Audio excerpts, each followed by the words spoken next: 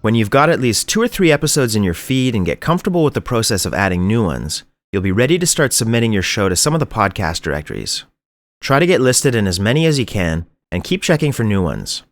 Sometimes a new app will borrow the listings from an existing directory, allowing your podcast to spread faster if you can get in a few of the bigger places. Start with iTunes because some of the mobile apps use their directory, and then you can gradually work through the other ones in the list when you have time. Most of them will just need to know the URL location of your RSS feed, and they'll get all the show information right from your channel settings. Some will ask that you fill out a more detailed application form, send them an email, or possibly that you register a free account on their site to get listed. You don't have to hit all of them at once, but the more you can eventually get into, the better. It'll increase your chances that new people find you wherever they already like to go digging for podcasts, and will create a lot of new links back to your website. To get in iTunes, you'll have to install the player on your computer and create an Apple ID. If you plan on buying stuff, then you'll need to give them some billing information. But an Apple ID doesn't have to be connected to a credit card if you're just adding your podcast to the directory. Even if you don't use iTunes for anything else, it's definitely worth creating an account and submitting your podcast here, because this is by far the most popular directory.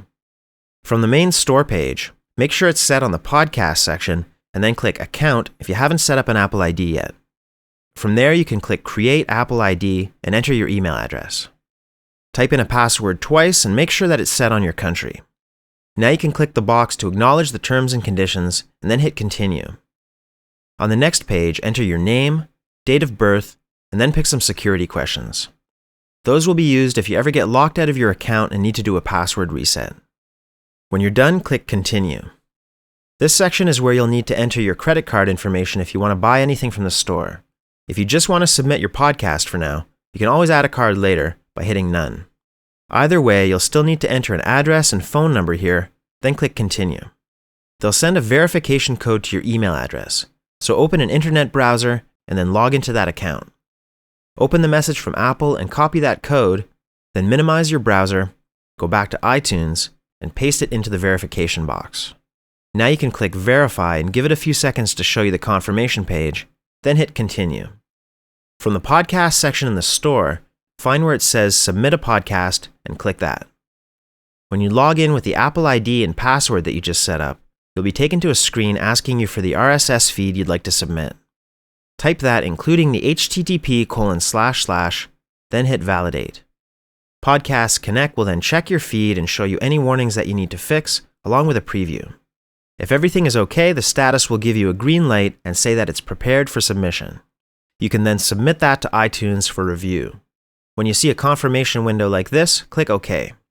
If you go back to your email tab, you'll find a welcome message that they sent out when you created your Apple ID, and very soon after that, a confirmation that your podcast was submitted properly and is now under review.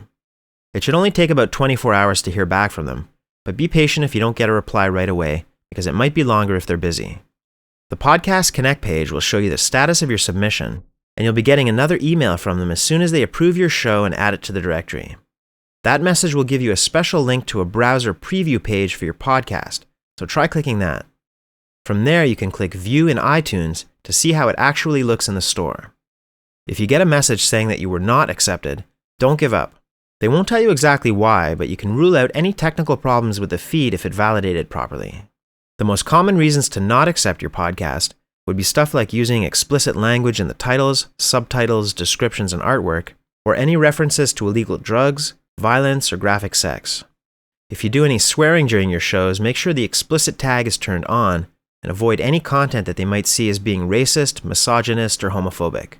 Using any Apple trademarks, references, or logos in your feed or podcast artwork is also another reason they might reject your show. All you need to do is make some changes and then submit your feed again until you're accepted. After you get into the iTunes store, start working your way through the list under this video and submit your feed to as many of these directories as possible.